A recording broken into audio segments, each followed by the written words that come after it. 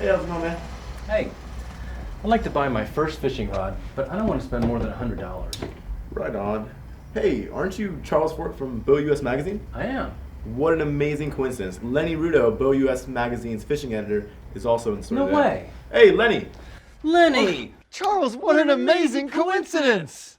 Well, let's come down here and look at some different rods, Charles. I guess the first thing I would ask you is, what do you plan on fishing for?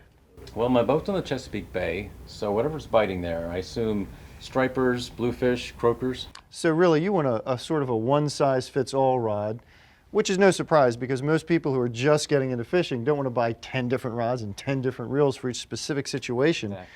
So I guess the next question would be, should we look at spinning rods or casting rods? Are you familiar with casting gear like this? No, I'm not familiar with that. Okay. Well, it's a little more complex to learn how to use than spinning gear. So we should probably start off by looking at spinning gear, right? Okay.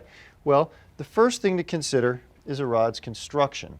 It's obviously an important feature of a rod. You have your rods like this that are mostly fiberglass, and these are pretty darn rugged, but they're not the best when it comes to sensitivity. Your graphite rods, like these, are much more sensitive. Go ahead and grab that, and you can feel how sensitive that is? Yeah, I can feel it. So when a fish bites your hook, you feel it really, really easily. The downside being the graphite does snap easier if you get into a situation where your rod might break. One other thing you might want to look at when it comes to construction is the grip.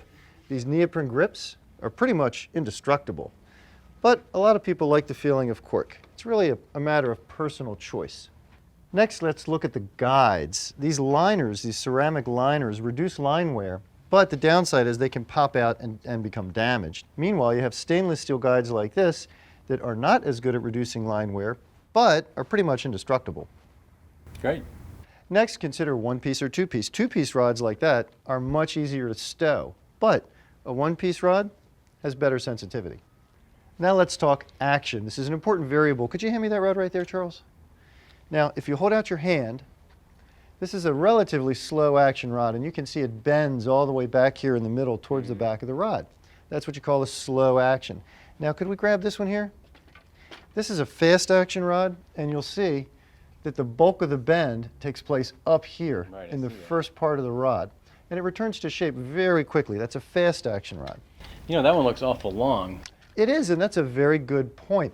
This is a 7-foot rod. If you're going to do fishing from a boat or from a bank with overhanging trees, you know, you might end up whacking stuff with your rod. You can end up hitting your buddy behind you. Oftentimes, if you're in tight quarters, a shorter rod is a better bet, like this 6'6". The 6-foot rod is the other end of the extreme. The problem there is, as you get down to 6 feet, you start to lose casting distance. Okay. One final thing to consider, Charles, it's important to know that your rod is built along its spine. Every rod has a spine that's the strongest part, but not all are built right along it. You want those eyes and the reel seat lined up on that spine. So to find out if they are, you just put the tip down on the carpet and roll it. And you can kind of feel where the strongest part of the rod is. And as long as those guides and the reel seat line up along it, the rod's been properly built. So considering all those details, you should be able to find a fishing rod that fits your needs for $100 or less. That's great, Lenny. Thanks. So how do I pick a reel for this now? That's coming in the next video, Charles. Stay tuned. We have a lot of new videos coming, so don't forget to subscribe to the BoatUS YouTube channel. We hope you've enjoyed this video, and if you have any comments, please leave them in the section below. Or if you'd like us to touch on any other topics in the future, just say the word.